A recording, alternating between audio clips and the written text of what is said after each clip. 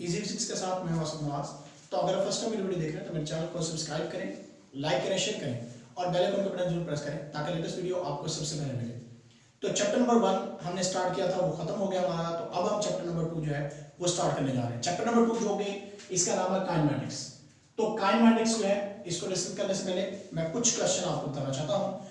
क्या जमीन वाकई ही हरकत करती है? क्या जमीन वाकई ही मोशन में है कि नहीं है? इसके बारे में जानने के लिए आपने वीडियो को एंड तक लाजमी देखना है, क्योंकि मैंने वीडियो के लास्ट पे आपको बताना है कि अगर जमीन हरकत करती है, जमीन मूव करती है, तो हम इस पे गिरते क्यों नहीं है। तो इसलिए आपने वीडियो को एंड तक लाजमी देखना है। तो स्टार्ट करते हैं अपने टॉपिक को। तो सबसे पहले काइनेमैटिक्स चैप्टर नंबर 2 जो है इसमें हम टर्म पढ़ने जा रहे हैं mechanics. What is mechanics? Mechanics क्या चीज है? It is the study of motion of object, it's cause and effect. Mechanics जो है ये मोशन ऑफ ऑब्जेक्ट की स्टडी है, ये कॉज और इफेक्ट की स्टडी है। यानी कि हमारी यूनिवर्स के अंदर जितनी भी हमारी जमीन जो है या यूनिवर्स में जितनी भी चीजें हैं वो सारी क्या कर रही हैं? हरकत कर रही हैं। तमाम चीजें जो है वो हरकत कर रही हैं। अगर तमाम चीजें हरकत कर रही हैं तो क्या ये पॉइंटर भी हरकत कर रहा है? यस, ये पॉइंटर भी हरकत कर रहा है। किस तरह से? ये नेक्स्ट एग्जांपल्स आएंगे, हम आपको बताएंगे कि कैसे होता है।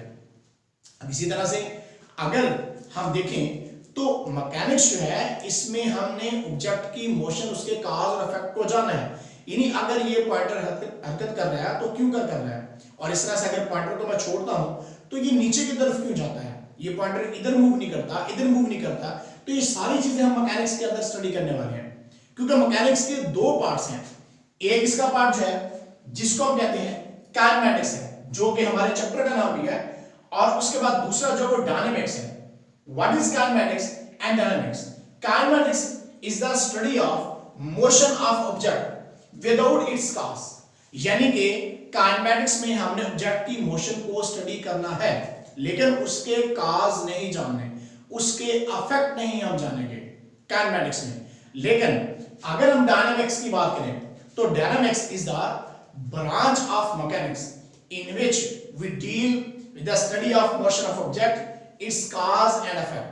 यानी कि हमने इस पॉइंटर के नीचे गिरने की वजह भी तलाश करनी है, तो ये हम पढ़ेंगे डायनामिक्स में। यानी जब किसी बॉडी पे फोर्स लगती है तो उसमें एक्सेलरेशन प्रोड्यूस होता है।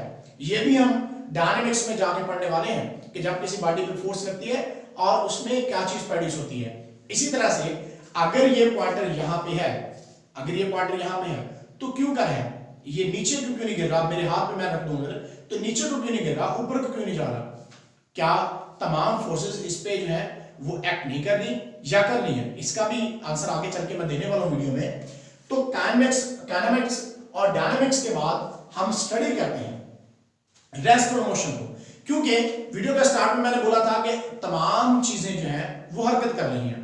अगर तमाम चीजें हरकत कर रही हैं तो इसका मतलब क्या हुआ? तो फिर उनकी कैलकुलेशन करना मुश्किल है। यानी उधर हमने कोई भी कैलकुलेशन करनी है तो वो हमारे लिए मुश्किल होगी। तो इस कैलकुलेशन को करने के लिए हमें सराउंडिंग का और रेफरेंस पॉइंट का पता होना चाहिए। रेफरेंस पॉइंट ओरिजिन भी हम ले सकते हैं आमतौर पर। तो सराउंडिंग मतलब इर्द गिर्द आपके होगा। यानी अगर इस पॉइंटर का मैं डिस्टेंस देखूं इधर वाल के साथ और इस वाल के साथ, ऊपर रूफ के साथ, नीचे मार्बल के साथ इसका डिस्टेंस देख रहा हूं तो बराबर है।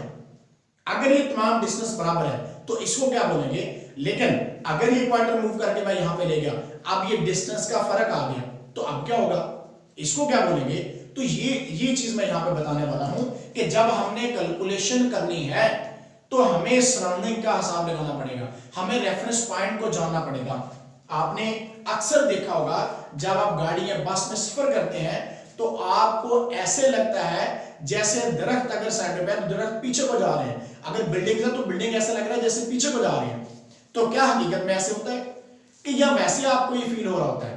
तो इसका आंसर भी मैं आपको बताता हूं, लेकिन मैं बता ये रहा था कि कैलकुलेशन अगर हमने करनी है, यानी अगर तमाम बॉडी जो है, मैंने बोला कि हर चीज हरकत कर रही है, हर चीज हरकत में है, हर चीज मूव कर रही है, हर चीज मोशन में है, तो फिर हमने कैलकुलेशन करने के लिए क्या करना पड़ेगा? तो कैलकुलेशन करने के लिए आपको सराउंडिंग का इस्तेमाल करना पड़ेगा, क्योंकि रेस्ट को डिफाइन हम ऐसे करते हैं। रेस्ट टर्म जो हमने पढ़नी है वो इसीलिए हमने पढ़नी है, a body is said to be in rest if it does not change its position with respect to its surrounding. अगर कोई बॉडी अपने इर्द गिर्द के लिहाज से जगह चेंज नहीं करती, हम कहेंगे बॉडी रेस्ट में है। और सराउंडिंग का लफ्ज अगर इसमें से निकाल दूं डेफिनेशन में से, तो ये डेफिनेशन कोई प्रॉपर हमें डिफाइन नहीं बताएगी, हमें कुछ पता नहीं चलेगा। तो सराउंडिंग का वर्ड यहां पे जो है वो लाजमी है। A body said to be in rest या at rest if it does not change its position with respect to its surrounding. Surrounding मतलब आपके इर्द गिर्द का माहौल है। जैसे मैंने अभी बता रहा था कि इस पॉइंटर का डिस्टेंस इस वाल से बराबर है, इस वाल से बराबर है, ऊपर रूफ से बराबर है, नीचे से बराबर है। तमाम अतराफ से अगर तमाम पैरामीटर्स इसके जो है मेजरमेंट इधर से भी उतनी है, इधर से भी उतनी है, तो हम कहेंगे पॉइंटर क्या है, रेस्ट में। सराउंडिंग की बात हम करें ना, इस सराउंडिंग के लिहाज से रेस्ट में है। और रेस्ट जो है वो बॉडी की, मैं बता रहा था कि body is said to be rest if it does not change its distance, if it does not change its position with respect to surrounding. अगर कोई बॉडी अपने इर्द गिर्द के लिहाज से जगह चेंज नहीं करेगी, हम कहेंगे बॉडी क्या है, रेस्ट में। एग्जांपल क्या कह सकते हैं, अब बुक लाइंग ऑन टेबल, एक बुक टेबल पे लाई कर रही है, वो रेस्ट में है।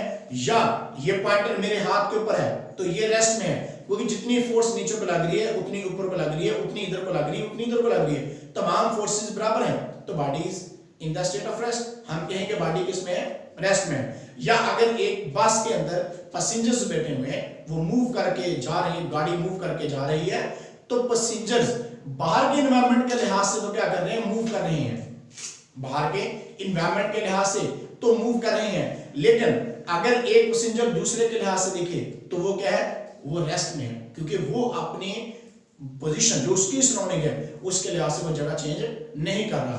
तो इस तरह से उम्मीद करता हूं कि आपको रेस्ट की डिफाइन समझ आ गई होगी। अब हम बात करते हैं मोशन की। A body is said to be in motion if it change its position with respect to surrounding. अगर कोई बॉडी अपने इर्द गिर्द के लिहाज से जगह चेंज करती है, हम कहेंगे बॉडी किसमें है, मोशन में है। अगर कोई बॉडी इर्द गिर्द के लिहाज से जगह तब्दील करेगी तो हम कहेंगे बॉडी किसमें, मोशन में है। Example, a moving bus or a train, एक ट्रेन मूव कर रही है या एक बस मूव कर रही है, वो हम क्या बोलेंगे कि वो मोशन में है। इसी तरह से फॉर एग्जांपल कि अगर एक यहाँ पे, मैं एक छोटी सी जगह गाड़ी से बता देता हूँ, यहाँ पे ये मेरे पास एक छोटी गाड़ी है और एक आदमी वो यहाँ पे है। हम देखते हैं कि ये गाड़ी के अंदर जो आदमी बैठा हुआ है, ड्राइवर जो है, वो अपने आप को गाड़ी के लिहाज से तो वो रेस्ट में है, लेकिन इस गाड़ी के लिहाज से हम कहेंगे ये क्या कर रहा है, ये मूव कर रहा है। किस तरह से मूव कर रहा है, आप देखें, आपको जैसे मैंने पहले स्टार्ट में बताया था कि हम देखते हैं सराउंडिंग के लिहाज से। हम देखते हैं जब हम गाड़ी में मूव करके जा रहे होते हैं, मतलब गाड़ी के अंदर बैठे हैं, हम बस के अंदर सफर करते हुए जा रहे हैं, तो हमें लग रहा है दरख्त पीछे को जा रहे हैं। क्यों? क्योंकि सराउंडिंग आपके दरख्त है। लेकिन अगर आप गाड़ी के लिहाज से देखें तो आप उधर ही हो, गाड़ी के अंदर ही हो, गाड़ी मूव करके आगे को जा रही है। तो इस तरह से हम कहते हैं कि बॉडी जो है, अगर बॉडी अपने इर्द गिर्द के लिहाज से जगह तब्दील करती है, हम कहते हैं बॉडी मोशन में है। लेकिन अगर कोई बॉडी इर्द गिर्द के लिहाज से जगह तब्दील नहीं करेगी, हम कहते हैं बॉडी किसमें है, body in the state of rest में है, कि बॉडी रेस्ट में है। और एग्जांपल मैंने दिए, अब moving bus or a train, एक ट्रेन मूव करके जा रही है, एक बस मूव करके जा रही है, तो आप रेलवे स्टेशन पे या बस स्टैंड पे, बस स्टेशन पे आप खड़े हो, तो गाड़ी तेजी के साथ आपके सामने से मूव करके गई है। अब उसने क्या किया, उसने अपनी पोजीशन चेंज की, तो इसलिए हम कहेंगे वो क्या है, मोशन में है। या ये पॉइंटर है, अगर पॉइंटर यहां से इधर से डिस्टेंस बराबर है, इधर से बाद से डिस्टेंस बराबर है, ऊपर से बराबर, नीचे से बराबर, हम कहेंगे रेस्ट में। लेकिन अब पॉइंटर मूव कर गया, तो सराउंडिंग के लिहाज से इसकी पोजीशन जो है वो चेंज हुई है। तो इसलिए डिपेंड करता है कि सराउंडिंग जो आपके है वो उस पे चीज जो है डिपेंड करती है। यानी रेस्ट और मोशन जो है वो रिलेटिव है, एक दूसरे के लिहाज से हमें देखना होता है, हमने सराउंडिंग के लिहाज से हमें देखना होता है। उसके बाद फोर्सेस आर बैलेंस्ड।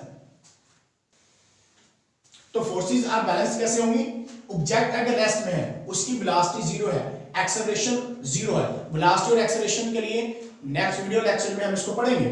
उसके बाद अगर ऑब्जेक्ट इन मोशन में है तो उसकी वेलोसिटी जीरो नहीं होगी, अलबत्ता एक्सेलरेशन जीरो हो सकता है। कैसे एक्सेलरेशन जीरो हो सकता है? जब बॉडी कांस्टेंट वेलोसिटी के साथ मूव करती है तो उसका एक्सेलरेशन क्या होता है?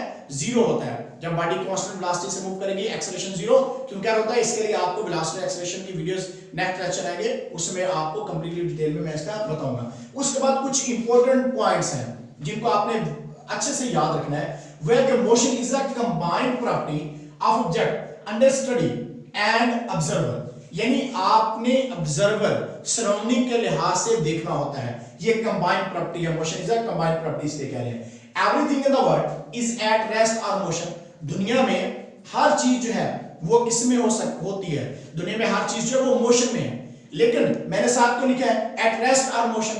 रेस्ट का वर्ड इसलिए लिखा है कि ये समझने के लिए कि सराउंडिंग के लिहाज से क्या है। जैसे ये व्हाइट बोर्ड के लिहाज से मैं अब क्या हूं? रेस्ट में हूं, क्योंकि मैं इसके लिहाज से पोजीशन चेंज नहीं कर रहा। लेकिन अगर मैं यहां से मूव करके यहां पे जा रहा हूं तो मैं अपनी पोजीशन चेंज कर रहा हूं। तो व्हाइट बोर्ड के लिहाज से मैंने अपनी पोजीशन चेंज की, तो इसलिए मैं क्या होगा?